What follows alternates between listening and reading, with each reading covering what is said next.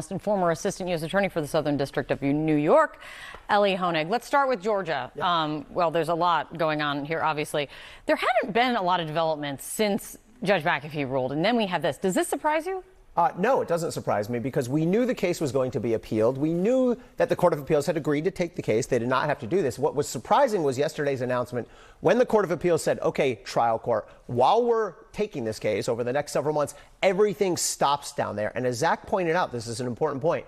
When the trial judge issued his ruling, he said, OK, defendants, Donald Trump and others, you can try to take this up to the appeals court. But while that's all happening, we're going to carry on here with our normal pretrial business. Now that's all paused. Now there's no way this case gets tried before the end of 2024, may not get tried ever if Donald Trump and the other defendants win on this appeal. All right, so put Georgia aside for a long time. I want to ask about the Hunter Biden trial because it's going on right now. They're hearing testimony again. And I think a lot of people coming into this specific case, and there's another case dealing with taxes that's going to take place in the fall, sort of shrugged their shoulders and said, OK, Hunter Biden talked about being addicted to drugs in his book. There's no mystery there. He definitely filled out on this form that he wasn't abusing or addicted to drugs.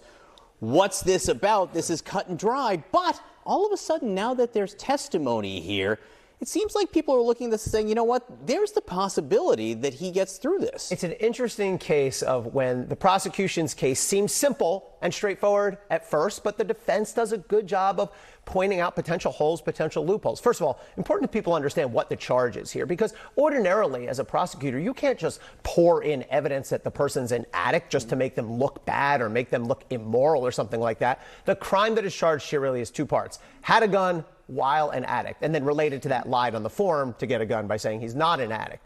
The defense seems to be making the argument that the prosecution cannot prove beyond a reasonable doubt that at the moment he applied for that gun in October 2018. The literal moment, basically. Yeah, and that's the question for the jury, right? How close does it have to be to the moment? Does it have to be, was he high as he filled out that form in October 2018? Was he high throughout the 11 days or so he possessed the gun? We don't actually know the answer to that. There's a lot of How do you define addict? Like, I mean... Well, that's another great point. That's why, look, I've said publicly, I've never even heard of this law. I was a prosecutor for 14 years. It exists. It gets charged sometimes.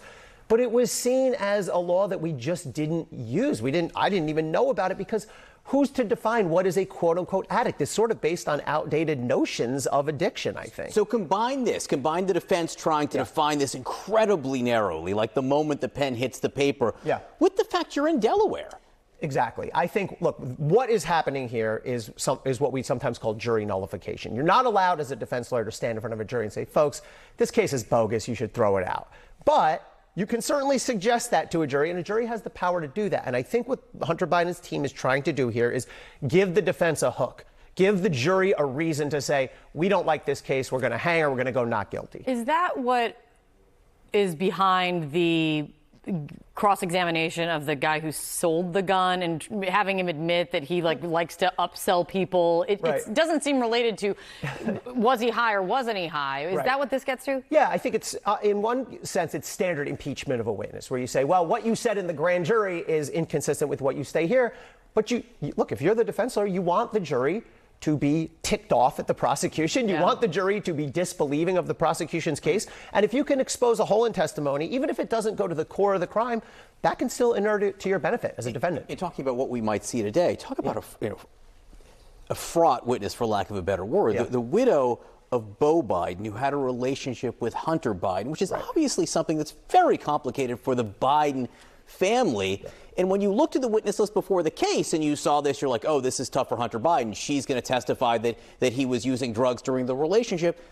But again, how can the defense use this witness? Let me give you what my advice would be when I was a supervisor at the prosecutor's office. Guys, we have to prove that he was an addict, but let's not overdo it. Let's not get it to the point where the jury is backlashing against us, to the point where the jury thinks we're just piling on sort of salacious personal information. He said it in his book. We have a couple witnesses who can say it. We have texts who say it, but we don't. Do we need to call out every single ex-wife and ex-girlfriend and air all the family's dirty laundry? Because that could really sort of rebound against you. And I don't know what the defense will do with her. I'm not sure they'll even cross her at all. I think they may just leave it as is. Maybe they'll try to focus on the very narrow narrow time frame, the moment he signed the forms. But I would be very careful as a prosecutor. There is such thing as overproving your case, believe it or not. Not a problem I had a lot. It was a good problem to have. It's like in job interviews. I work too much, care too exactly. much. Yeah, what's your biggest weakness? What's your biggest weakness, care John? too much, work too hard. Yeah, I'm just too smart. It's just a problem. Good tip to the kids out there. It's good to see you, Ellie. Thank you. All right, extreme heat across the country, threatening millions of Americans. We've got new reports that temperatures have turned lethal.